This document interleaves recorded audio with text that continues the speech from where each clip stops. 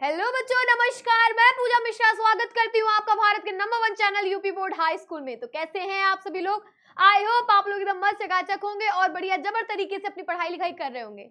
मालूम है भाई लोग, 9th पूरा हो चुका है, 10th में आ गए हो। सबसे ज्यादा खतरनाक वाले दिन आ चुके हैं। रीजन इसके पीछे का क्या है? क्योंकि बोर्ड है। 10th में आप लोगों को देना है बोर्ड, जिसके बारे में आप लोग को बहुत अच्छे से पता है। 9th से ही तैयारी शुरू करवा दी जाती है बोर्ड एग्जाम की, लेकिन वो समय आ गया है जिसमें आप लोग अब अच्छी और खूब मेहनत से, खूब लगन के साथ तैयारी करेंगे अपने फाइनल टास्क के लिए, जो कि क्या है? आपका 10th का बोर्ड। बेटा, ये एक ऐसा एग्जाम है जो तय करता है, जो निर्धारित करता है कि इन फ्यूचर आपका करियर क्या बन सकता है। यहीं से शुरुआत हो जाती है आपके करियर बनने की। यही 10th का बोर्ड आपको फर्श से अर्श पहुंचा सकता है। रीजन इसके पीछे का ये है क्योंकि आज के समय पे इतना कंपटीशन बढ़ चुका है, इतना ज्यादा कंपटीशन बढ़ चुका है कि हम लोगों को मेहनत पर मेहनत करनी पड़ रही है। और आप लोग इन फ्यूचर किसी भी एग्जाम में बैठोगे, जब आपका मेरिट और एकेडमिक लिस्ट निकाली जाएगी तो सबसे पहला जो मार्क्स जुड़ता है वो आपका हाई स्कूल का जुड़ता है, वो आपका 10th का जुड़ता है। तो बेटा, अब जो समय आ गया है वो बहुत जरूरी समय है और बहुत ही कम समय के साथ आप लोगों को एक बेहतरीन तैयारी करनी है। कम समय मैंने इसलिए बोला, आप लोग सोचोगे मैम अभी तो पूरा साल पड़ा है, कम समय कैसे है? 10th की तैयारी 9th क्लास से शुरू करा दी जाती है। 9th में आपका जो पूरा पैटर्न और सिलेबस चेंज हो गया था, किस कारण चेंज हुआ था? सिर्फ और सिर्फ एक सिंगल रीजन था, वो था आपका 10th का बोर्ड। जब 9th में हम लोग इतनी तैयारी कर चुके हैं लेकिन तब भी इतना अच्छा परफॉर्मेंस नहीं, तो ये बेटा समय बहुत कम है। ये 1 साल नहीं है, ये बहुत कम समय, जिसमें आपके यहाँ शादी विवाह भी होगा, त्योहार भी होगा, ऐसे वैसे छुट्टी भी होंगे, बीमार भी पड़ सकते हैं, बहुत सारे रीजन आ जाते हैं, तो समय बहुत कम है। और होता क्या है, एट द लास्ट टाइम परेशान हो जाते हैं कि शुरुआत से इतनी अच्छी तैयारी नहीं की, अब अंत में हम लोग क्या क्या पढ़ लें, क्या ना पढ़े, कौन से इंपॉर्टेंट टॉपिक हम लोग पकड़े, कौन से टॉपिक्स को हम छोड़ दें। तो बेटा, इन्हीं सब बवाल और इन्हीं सब दुनिया के नुक्सों से बचने के लिए आप लोगों को सीधा सीधा क्या करना है, अभी से तैयारी करनी शुरू कर देनी है। तो मैं स्वागत करती हूँ, वेलकम करती हूँ आप सबका अपने इस number 1 channel UP board high school में, क्योंकि यहाँ हम करवा रहे हैं आपको एक बेहतरीन तैयारी आपके बोर्ड एग्जाम की। क्लास 10th हाई स्कूल के बोर्ड एग्जाम की बेहतरीन बेस्ट कंटेंट क्वालिटी के साथ आपको हम तैयारी करा रहे हैं। और मैं आपकी हिंदी ट्यूटर, आपकी पूजा मैम, यहाँ पर बताऊंगी कि आज इस वीडियो में हम लोग सीधा सीधा यही डिस्कस करेंगे कि इन 10th क्लास आपका जो हिंदी सब्जेक्ट है उसका पूरा सिलेबस क्या है, किस पैटर्न पे एग्जाम होता है और क्या क्या आपके एग्जाम में कौन सा सिलेबस आने वाला है, मतलब किस चैप्टर से, किस टॉपिक से किस तरह के क्वेश्चन आएंगे, कितने क्वेश्चन आएंगे, वो सारी चीजें आज मैं यहाँ एक्सप्लेन करने वाली हूँ। तो बेटा, इन सबको मैं स्टार्ट करूंगी, बट एक बात ध्यान कर लीजिए, यहाँ जो आपका सक्सेस है वो सिर्फ और सिर्फ क्या है, यहाँ मतलब एक कहते हैं ना, हमें बहुत बड़ा टारगेट अचीव करना है। कहते हैं हमें बहुत बड़ा टारगेट अचीव करना है, लेकिन बच्चे उस टारगेट को अचीव करने के लिए, वो आपका बहुत बड़ा टारगेट, आपका कैरियर में किसी का डॉक्टर बनना होगा, किसी का इंजीनियर बनना होगा, किसी का पुलिस, किसी का कमांडो, किसी का आर्मी, बहुत है। कमेंट बॉक्स में जरूर सब लोग बताइएगा कि आप लोगों का टारगेट क्या है, इन फ्यूचर आप अपनी लाइफ में क्या बनना चाहते हो, मुझे ये जानना है। तो बताइएगा जरूर, बहुत सारे होंगे आप लोगों के टारगेट। तो उस टारगेट को पाने के लिए पहले आप लोगों को छोटे छोटे टारगेट्स को अचीव करना होगा। अपने उन सभी छोटे छोटे टारगेट्स को अचीव करना होगा। जैसे पहला टारगेट आप बना के चलिए, आपका पहला बोर्ड एग्जाम, हाई स्कूल का पहला बोर्ड एग्जाम, तो वहीं से आपके सक्सेस की शुरुआत हो जाएगी। तो जो ये सक्सेस है, ये तो उस दिन मिलेगी बच्चा जिस दिन आपका बोर्ड एग्जाम बहुत अच्छा होगा, उसका रिजल्ट एक अलग ही आवाज में दिखेगा, है ना, एक अलग ही अंदाज रहेगा वहां पर। तो वही चीज है कि सक्सेस पानी है। और एक बात जान लीजिए, किसी चीज को पाने के लिए 3 मंत्र याद कर लीजिए। 3 शब्दों का मंत्र है जो कि आपकी जिंदगी को बेहतर से बेहतरीन बना सकता है। बहुत बढ़िया मंत्र है। पहला शब्द है जुनून। आपसे वो करवाता है जो आप नहीं कर सकते। अगर आपके अंदर जुनून है, अगर आपके अंदर वो जोश है, जुनून है, तो बच्चे आपसे वो काम करवा लेगा। मतलब अगर आपने सोच लिया कि पता नहीं बोर्ड में मैं पास हो पाऊंगा कि नहीं हो पाऊंगा, मेरे पास तो मैं हो जाऊंगा चलो, लेकिन मेरे उतने अच्छे परसेंटेज बन पाएंगे क्या, मैं 95 प्लस करके टॉपर्स की लिस्ट में आ पाऊंगा? तो बेटा, ये जुनूनी है जो आपसे वो काम करवा लेगा जिसको आप करने में असमर्थ है या जिसको करने के लिए आप डर रहे हैं। ठीक है। दूसरा है हौसला। आपसे वो करवाता है जो आप करना चाहते हैं। और वो दूसरा क्या है? हौसला है। आपके अंदर एक अलग मोटिवेशन आएगा, एक अलग हौसला आएगा कि आप वो करेंगे कि जो आप करना चाहते हैं। मतलब आपने अगर सोच लिया है, क्योंकि जुनून था तो आपने सोचा मुझे 95 प्लस परसेंट लाना है, टॉपर्स की लिस्ट में शामिल होना है। तो फिर आता है हौसला, जो आपसे वो करवाता है जो आप करना चाहते हैं, और लास्ट है आपका अनुभव। और इसी की तैयारी करते करते आप अंत में ये सीख जाएंगे कि आपसे वो करवाता है जो आपको करना चाहिए। अगर आपको लगता है कि हाँ मैं ये गलत हूँ, जुनून जोश और हौसले के साथ आपने गलत चीज पढ़ ली, तो अनुभव बता देगा। कल अगर आपसे छोटी सी गलती होती है, मान लीजिए आपका टेस्ट होता है, उसमें आप फेल हो जाते हैं, सिर्फ टेस्ट में, मैं बोर्ड की बात नहीं कर रही, तो आपको एक सीख मिल जाएगी, आपको एक अनुभव मिल जाएगा कि नहीं मुझे इस चीज को ऐसे नहीं करना था। अब बोर्ड एग्जाम के लिए, अपने टारगेट के लिए मैं एकदम तैयार हो जाऊं कि ये गलतियां मुझे नहीं करनी है, क्योंकि आपको अपना टारगेट पाना है। ठीक है बेटा, अब जान लीजिए पैटर्न हम तो डिस्कस करेंगे, साथ ही साथ मैं पहले आप लोगों को एक चीज बता दूं कि कुछ ऐसी बातें जो आपको ध्यान रखना होगा पूरे साल आपके एग्जाम से पहले तक। एग्जाम तक आपको इन कुछ बातों का बहुत ध्यान रखना होगा। और जान लीजिए अगर आपने इन बातों का ध्यान रख लिया तो गारंटी के साथ बोल रही हूं 95+ लाने से तुम्हें कोई नहीं रोक सकता। गारंटी लेती हूं 95+ लाएंगे परसेंटेज आप लोग, अगर ये बातों को तुमने मन में रख लिया, इसी के हिसाब से चले। पहली बात, हिंदी के पेपर के लिए तो मोस्ट इंपॉर्टेंट बातें हैं, बाकी और सब्जेक्ट में भी आप लोग इसको अप्लाई कर सकते हैं।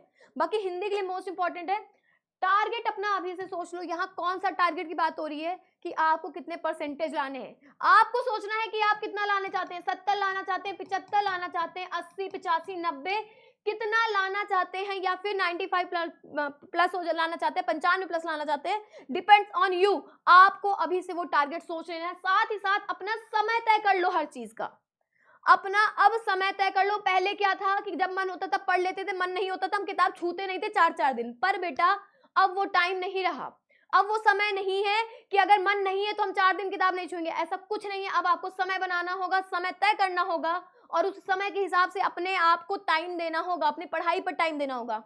सभी विषयों को बांट ले, यहाँ कहने का मतलब ये है उन सभी सब्जेक्ट्स को बांट ले जो आपको कठिन लगते हो, जो आपको आसान लगते हो, और कोशिश ये करनी है कि कठिन सब्जेक्ट को आपको अंत तक आते आते आसान बना लेना। उसको इतना सीखना है कि अंत में आते आते आपको सबसे आसान सब्जेक्ट लगे। क्लियर? बाकी के कामों के किनारा करें। जो पहले दूसरे काम होते थे कि खेलने जाना है, बैट बॉल खेलने जाना है, घर घर खेलना है लड़कियों को, ये काम करना है, वो काम करना है, तो अब इन सब कामों से एक साल तक आप लोग किनारा कर लें। ये कुछ महीने आपको किनारा करके आपको सिर्फ और सिर्फ अपनी पढ़ाई पे ध्यान देना है, फुल फोकस बनाना है आप लोगों को अपनी स्टडी पर। और साथ ही साथ सबसे मोस्ट इंपॉर्टेंट, लेख पर महत्वपूर्ण ध्यान देना। अगर आपकी राइटिंग अच्छी नहीं है, आपकी लेखनी सुंदर नहीं है, तो अभी से लग जाइए ताकि बोर्ड एग्जाम तक आपकी राइटिंग बहुत सुंदर और क्लियर हो जाए। क्योंकि बेटा होता क्या है कि लेख का बहुत बड़ा प्रभाव पड़ता है आपके पेपर पर। आपके क्वेश्चन, आपके एग्जाम पेपर में लेख का बहुत बड़ा प्रभाव पड़ता है। राइटिंग सुंदर है तो आप लोग आराम से बहुत ही सुंदर पेपर लिख सकेंगे और एक अलग ही इंप्रेशन पड़ जाएगा आपके कॉपी चेकर के ऊपर।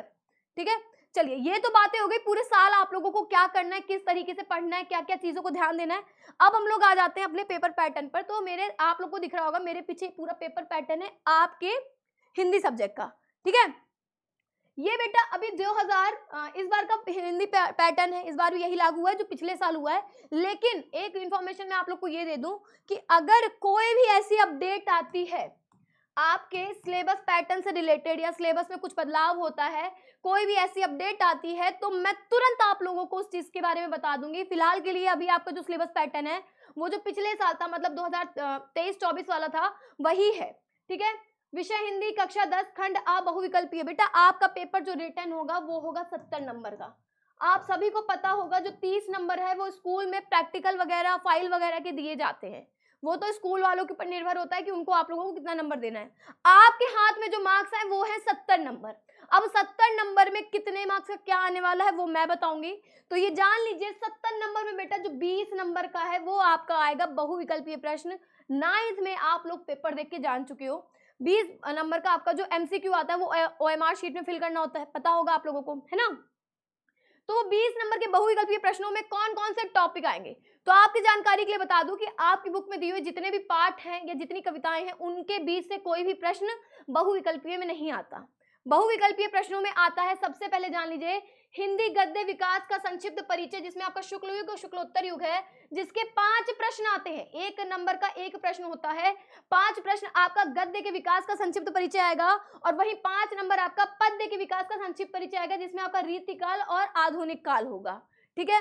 10 नंबर तो आपके साहित्य से आने वाले हैं, मतलब आपकी बुक में जो साहित्य परिचय दिया हुआ है, साहित्य का छोटा छोटा जो इतिहास दिया हुआ है उसमें से आने वाले हैं। वहीं आते हैं तीसरे नंबर पे, जिसमें आपके 3 नंबर के काव्य सौंदर्य के तत्व आएंगे। 3 नंबर के काव्य सौंदर्य के तत्व क्या क्या? रस, छंद, अलंकार। रस में से 1 नंबर का आएगा, छंद में से 1 नंबर का आएगा और अलंकार में से 1 नंबर का आ गया, बन गया कितना? 3 नंबर। रस में बेटा आप लोगों को हास्य और करुण रस के बारे में ही सिर्फ पढ़ना है, जिसमें उसकी परिभाषा, उदाहरण और पहचान पढ़नी है। वही अलंकार की बात करते हैं तो अर्थालंकार पढ़ेंगे। 9th में आप लोगों ने शब्दालंकार पढ़ा, लेकिन इस बार अर्थालंकार के उपमा, रूपक, उत्प्रेक्षा, इन तीनों का पढ़ना है, जिसका आप लोगों को लक्षण एवं उदाहरण पढ़ने हैं।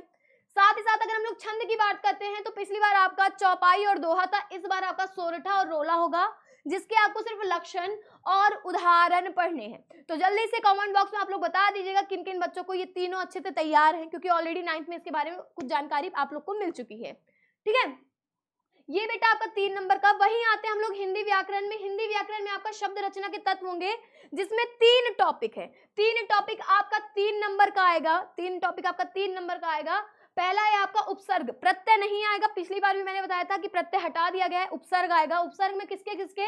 आ, अन, अधि, अप, अनु, उप, सा, निर, अभि, परि, सु इत्यादि। वही दूसरा आता है आपका समास। समास में सिर्फ और सिर्फ आपको द्वंद्व, द्विगु, कर्मधारय और बहुव्रीहि पढ़ना है। वही आ जाता है तीसरा तद्भव शब्द, तत्सम और पर्यायवाची, इसमें से आता है। क्लियर? तद्भव, तत्सम या फिर पर्यायवाची शब्द, इनमें से आएगा। तो ये आपके हो जाएंगे बेटा जी 3 नंबर का। वही 5वें नंबर पे बात करते हैं तो संस्कृत व्याकरण का आता है, जिसमें सिर्फ और सिर्फ आपको सर्वनाम का पढ़ना है। संस्कृत व्याकरण में आपको सिर्फ सर्वनाम मतलब शब्द रूप पढ़ने हैं। बालक का शब्द रूप, राम का शब्द रूप पढ़े हो ना, बालक, बालको, बालका, बालकिन वाला, तो उसी तरह सर्वनाम शब्द रूप पढ़ने। किसके? सिर्फ 2 टॉपिक के, एक आपका तद होगा, एक आपका युष्मद होगा। तद और युष्मद का ही पढ़ना है, जो कि आपका कितने नंबर का है? 1 नंबर का प्रश्न पूछा जाता है। वही 6ठे नंबर पे वाक्य का स्वरूप आएगा बेटा। एक नया टॉपिक लास्ट ईयर ऐड हुआ था, 3 टॉपिक ऐड हुए थे, वाक्य का स्वरूप, वाच्य और पद परिचय। ये 3 टॉपिक लास्ट ईयर में आपका ऐड हुआ था, जो कि अभी चल रहा है वही। और अगर कुछ भी बदलाव होता है या कोई भी अपडेट आती है तो मैं तुरंत आप लोगों को इस चीज के लिए इन्फॉर्म करूंगी। ये भी बेटा आपके 3-3 नंबर के आएंगे। क्लियर? यहां तक तो आप लोग को समझ आ गया होगा। तो ये था बेटा आपका पूरा खंड आ, जो 20 नंबर का बहुविकल्पीय प्रश्न आने वाला है। अब आ जाते हैं हम लोग अपने खंड बा में, जिसमें आप लोग को वर्णनात्मक प्रश्न देने हैं, जिसमें आपको लिख कर देना है, कॉपी पर आंसर लिखने होंगे। तो कॉपी में आंसर लिखने के लिए कौन से प्रश्न आएंगे, किस भाग से कितने प्रश्न आएंगे, ये भी बता देती हूँ। तो बच्चा ये जान लीजिए कि वर्णनात्मक प्रश्न में आप लोगों के गद्य हेतु निर्धारित पाठ्य वस्तु से गद्यांश आधारित प्रश्न, आप लोगों ने पढ़ा होगा गद्यांश आधारित प्रश्न 9th में, वही सेम पैटर्न है 10th का, कि एक गद्यांश दे देंगे, उसमें से 3 प्रश्न पूछेंगे, जो कि एक प्रश्न 2 नंबर का होगा। तो कुल मिला के कितने नंबर के हो गए? 6 नंबर का एक गद्यांश आधारित प्रश्न आएगा, वहीं 6 नंबर का एक पद्यांश आधारित प्रश्न आएगा। संस्कृत गद्यांश का संदर्भ सहित अनुवाद होगा, वहीं संस्कृत पद्यांश का संदर्भ सहित अनुवाद। ये बेटा दोनों आपके 5-5 नंबर के होंगे, 2 नंबर का संदर्भ, 3 नंबर का अनुवाद। ठीक है, ये दोनों 5-5 नंबर के होंगे। आगे बात करते हैं खंड काव्य में से किसी एक का चरित्र चित्रण या तथ्य आधारित प्रश्न देना है। ठीक है, आपके जो खंड काव्य हैं, जितने भी आपके खंड काव्य हैं, जिस जिले में जो भी खंड काव्य निर्धारित हो रखा है, उसमें से कोई एक प्रश्न का उत्तर देना है। 2 प्रश्न पूछे जाएंगे, एक चरित्र चित्रण होगा या तथ्य होगा, तो उनमें से देना है। जैसे आपका किसी का बच्चा वो होगा, तुमुल होगा, अग्र पूजा होगा, इसी तरह करके बहुत सारे खंड काव्य, तो आपके जिले में जो आएगा उसमें से कोई एक प्रश्न का उत्तर देना होगा, जो कि कितने नंबर का है? आपका 3 नंबर का है। उसके बाद जो छठा पॉइंट आता है जीवन परिचय। आपकी बुक में जितने भी चैप्टर हैं, आपकी बुक में जितने भी कविताएं हैं, उन दोनों के जो लेखक और कवि हैं, उन्हीं में से कुछ ऑप्शन आपके पेपर में होंगे, जिसमें से आपको एक लेखक का जीवन परिचय लिखना होगा और एक कवि का जीवन परिचय लिखना होगा, जो कि आपके कितने मार्क्स है बेटा? 5-5 नंबर के हैं। दोनों में से एक एक का लिखना होगा। 4-4 ऑप्शन आते हैं, जिसमें से आपको एक एक का जीवन परिचय लिखना होगा। तो 10 नंबर के तो जीवन परिचय आ जाते हैं, 5 गद्य का और 5 पद्य का। 7वें नंबर पे अगर हम लोग संस्कृत की बात करते हैं, तो संस्कृत के बुक से आपको एक श्लोक या लिखना होगा, जो कि आपके प्रश्न पत्र पर ना दिया हो। आपके प्रश्न पत्र पर वो श्लोक ना दिया हो, जो कि आपके बुक में है। एक श्लोक आपको लिखना होगा, जो आपका 2 नंबर का है। ठीक है, पिछले साल एक नया टॉपिक ऐड हुआ है, पत्र लेखन। अभी तक पत्र लेखन नहीं आता था, लेकिन लास्ट ईयर से पत्र लेखन आने लगा। पत्र लेखन बेटा आपका 4 नंबर का है। और उसके बाद संस्कृत खंड, मतलब आपकी हिंदी की बुक में जो संस्कृत, अनिवार्य संस्कृत है, उसमें जितने भी चैप्टर है उन्हीं चैप्टर में से किसी 2 क्वेश्चन का आंसर आप लोगों को देना होगा। उन्हीं के प्रश्न, उन चैप्टर के आधार पर प्रश्न पूछे जाएंगे, उसी में से किन्हीं 2 संस्कृत में उत्तर देना होगा आप लोगों को। और लास्ट में आपका आ जाता है निबंध रचना। आपका सबसे ज्यादा मार्क्स का है निबंध लिखना, जो कि आपका 7 नंबर का है। तो ये टोटल आपका 50 नंबर का पेपर यहाँ तैयार है बच्चा। अब आते हैं, जान लेते हैं कि आपकी बुक में कौन कौन से चैप्टर हैं। ठीक है, अगर हम लोग बात करें गद्य खंड की, कहानियां, निबंध, ये सब जिसमें है, तो आपके टोटल 7 चैप्टर हैं, जिसमें पहला आपका मित्रता रामचंद्र शुक्ल जी द्वारा है, ममता जयशंकर प्रसाद जी द्वारा है, भारतीय संस्कृति राजेंद्र प्रसाद जी द्वारा है, अजंता आपका भगवत शरण उपाध्याय द्वारा, क्या लिखूं पद्मलाल पुन्नालाल बख्शी जी द्वारा, ईर्ष्या तू न गई मेरे मन से रामधारी सिंह दिनकर, और पानी में चंदा चांद पर आदमी आपका जयप्रकाश भारती जी द्वारा है। वहीं अगर हम लोग कविता की बात करते हैं, काव्य हेतु बात करते हैं, तो सूरदास का पद है, तुलसीदास के धनुष भंग और वन पथ पर, रसखान का सवैया और कव्वित, बिहारी लाल का बेटा भक्ति नीति, राम नरेश त्रिपाठी का स्वदेश प्रेम, मैथिली शरण गुप्त का भारत माता का मंदिर यह है, महादेवी वर्मा का हिमालय से वर्षा सुंदरी के प्रति, सुमित्रा नंदन पंत का चींटी चंद्रलोक में प्रथम बार, माखन लाल चतुर्वेदी जी का पुष्प की अभिलाषा जवानी, सुभद्रा कुमारी चौहान जी का झांसी की रानी की समाधि पर, अशोक वाजपेयी जी का भाषा एकमात्र अनंत और युवा जंगल, वहीं श्याम नारायण पांडे जी का हल्दी घाटी, और केदारनाथ सिंह का लास्ट आपका नदी। ये इतनी कविताएं हैं जो कुल मिलाकर आपकी 1 2 3 4 5 6 7 8 9 10 11 12 13 कविताएं और 7 आपके गद्य खंड हो जाएंगे। मतलब टोटल 20 चैप्टर आपके हिंदी में है। वहीं अगर अनिवार्य संस्कृत की बात करते हैं, तो अनिवार्य संस्कृत में आपका वाराणसी, देशभक्त चंद्रशेखर, भारतीय संस्कृति, वीर वीरेन पूज्यते, आरुणि श्वेत केतु संवाद, और जीवन सूत्रानी, प्रबुद्धो ग्रामीण, केन किम वर्धते और अनुयुक्ति विलासा, इतने चैप्टर आपके संस्कृत में है, जो कि कुल मिलाकर 1 2 3 4 5 6 7 8 9 चैप्टर हैं। ये आपके अनिवार्य संस्कृत में है। ठीक है बच्चा, ये हो गया आपका पूरा हिंदी का सिलेबस। अब एक बचता है जो आपका आता है खंड काव्य, जो कि जिला के आधार पर निर्धारित है। तो आप लोगों के सामने पूरी लिस्ट है कि मुक्ति दूत कहाँ कहाँ चलता है, आगरा, बस्ती, गाजीपुर, ये सारी इंफॉर्मेशन यहाँ पर दी हुई है कि मुक्ति दूत आपका आगरा, बस्ती, गाजीपुर, फतेहपुर, बाराबंकी, उन्नाव में चलता है।